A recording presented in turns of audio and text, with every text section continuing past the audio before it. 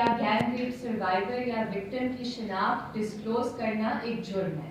تو میں ریکویسٹ کروں گی تمام دوستوں سے جو ادھر موجود ہیں کہ آئیڈینٹی پر بالکل کوئی ڈسکلوجر نہیں ہو سکتا اس ملک کے قانون کے تحت.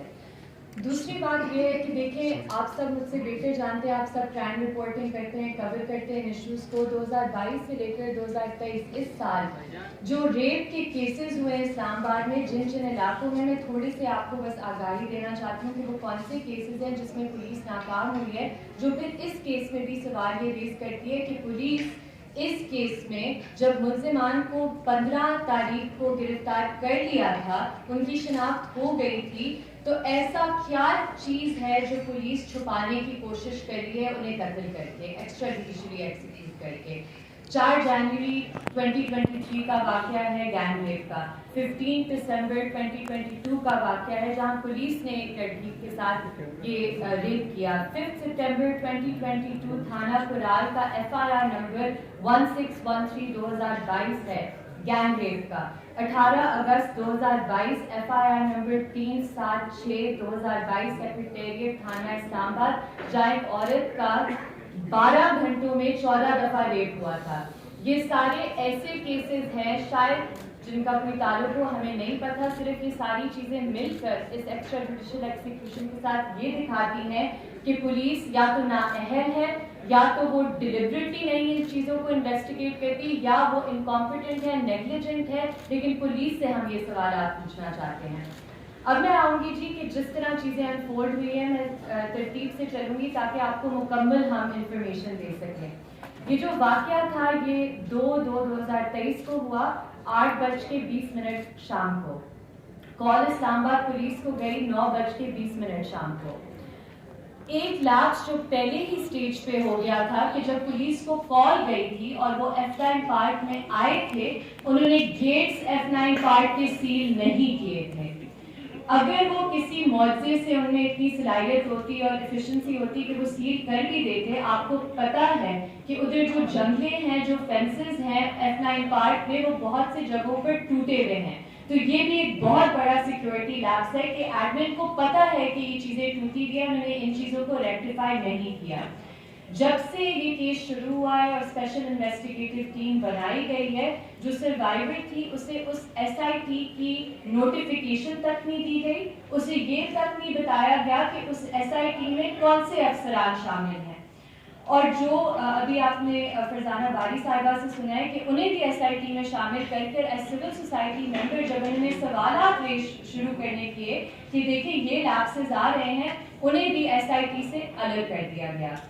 اب جب سے سروائیور نے مجھ سے سبرینا سے کانٹیکٹ کیا اور ہمیں آفیشلی انگیج کیا, پولیس نے ہر ممکن کوشش کی کہ وہ سروائیور کو وکلا سے الگ کرے, آئسولیٹ کرے. ہم نے ایک کانفیڈینشیل خط لکھا تھا IG صاحب کو 11/2/2023. ہم نے 12 لیپسز کی تفصیل دی تھی, 12 لیپسز جو اس کیس میں ہوئے تھے. جنرلی میں آپ کو بتا دوں یا تو وہ ان کی ایک ڈیلیبریٹ نیگلیجنس سے تھے, یا وہ بیسک جو ریپ کیسز میں پروسیجر ہوتا ہے انویسٹیگیشن کا, ان کی وائلیشنز ہوئی تھی انیشل سٹیجز پر. اور کانسٹنٹلی جو سروائیور تھی ان کے خلاف وکٹم بلیمنگ کی گئی, انہیں ہر سطح پر ہیوملیٹ کرنے کی کوشش کی, اور انہوں نے بالکل جو سروائیور سے لائن آف کوسچننگ کی وہ قانون کے مطابق پروہیبٹڈ ہے.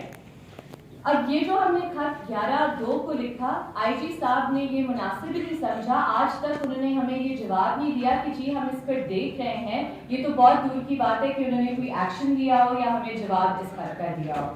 جو SSP ماریہ صاحبہ ہیں جو اسپیشل انویسٹیگیٹو ٹیم کو ہیڈ کر رہی تھی, میں ادھر ایک اسپیسیفکلی پوائنٹ ریز کرنا چاہتی ہوں کہ دیکھیں یہ جو ایک ٹوکنزم ہوتی ہے نا کہ آپ ایک عورت کو بٹھا دیں اور آپ کہیں کہ وہ عورت سمجھ جائے گی, ٹریننگ میں مسئلہ ہے, آپ کی پولیس خواتین کی ٹریننگ میں بھی مسئلہ ہے. تو جو SSP ماریہ ہیں جو SIT کو ہیڈ کری تھی, جب بھی میں ان سے کیس کے حوالے سے بات کرنے کی کوشش کرتی تھی, وہ میری کالز کا جواب نہیں دیتی تھی, میری میسیجز کا جواب نہیں دیتی تھی. جب میں میٹنگ ارینج کرنے کی کوشش کرتی تھی, وہ ٹائم فکس کر کے کینسل کر دیتی تھی لاسٹ منٹ. اور پھر جب میری میٹنگ ان سے 16/2 کو ہونی تھی 2 بجے, میں ان کے دفتر گئی اور وہ ادھر موجود نہیں تھی. ہم نے اس کے ساتھ ساتھ پیمرا کاؤنسل آف کمپلینٹس کو 13/2 کو ایک کمپلینٹ بھیجی. ہم نے اس میں ریکویسٹ کیا کہ جی تمام کوریج اس کیس کے حوالے سے ریسٹور کی جائے. ہم نے کہا صرف جو وکٹم کی آئیڈینٹی ہے اس کو ڈسکلوز نہ کیا جائے ایز پر دا لا, لیکن کوریج ریسٹور کی جائے. اب 15/2 کو, اور یہ بہت اہم بات ہے, اس پر میں بہت ایمفیسس کروں گی اور میں اس پر آپ سب کو ریکویسٹ کروں گی کہ یہ ایشوز آپ نے ریز کرنے ہیں. 15/2 کو تقریباً 4:30 بجے دوپہر کو مجھے کال آتی ہے میری کلائنٹ سے کہ پولیس نے گرفتاریاں کر لی ہیں. انہوں نے مجھے کال کیا ہے کہ ہم آپ کو I-9 CIA پولیس اسٹیشن لے کر جانا چاہتے ہیں ان کی شناخت کے لیے. وہ ادھر گئی, جیسے فرزانہ باری صاحبہ نے آپ کو بتایا, انہوں نے دونوں ملزمان کی شناخت پازیٹیولی کی. ایک پیس آف انفارمیشن جو اسے یاد تھی اس نے کورابوریٹ کی. ادھر 100% سرٹنٹی سے ہم یہ کہہ سکتے ہیں کہ یہی 2 ملزمان تھے اس چیز میں انوالو. اب ادھر میں اور میری کالیگ سبرینا پہنچے پولیس اسٹیشن میں. ادھر باقاعدہ ہماری انٹری ہوئی ہے, میں نے اپنا CNIC دیا ادھر انٹری کے لیے 4:55 PM. ٹھیک ہے, اب آئیڈینٹیفیکیشن ہو جاتی ہے. میں نے اپنی کلائنٹ سے تفصیل میں بات کی ہے کہ کیا ایگزیکٹلی ہوا, انہوں نے کیا ادھر کنفیشنز کی, کس کس حوالے سے انفارمیشن دی, اور پھر ہم پولیس اسٹیشن سے نکل گئے. پولیس اسٹیشن سے نکلنے کے بعد میں آپ کو ایک میسج دکھانا چاہتی ہوں جو میں نے SSP ماریہ صاحبہ کو بھیجا تھا 5:19 پر دوپہر کے. یہ وہ میسج ہے. ٹھیک ہے, میں نے ان سے میں ٹرانسلیٹ کر دیتی ہوں. میں نے یہ ان سے کہا تھا کہ اب یہ ملزمان آپ کی تحویل میں ہیں, آپ کی کسٹڈی میں ہیں, تو ہمیں امید ہے کہ جلد سے جلد ان کے میڈیکل اور DNA کروائے جائیں گے. انہوں نے رسپانس مجھے دیا تھمز اپ. ٹھیک ہے, انہوں نے میرے میسج کو اکنالج کیا.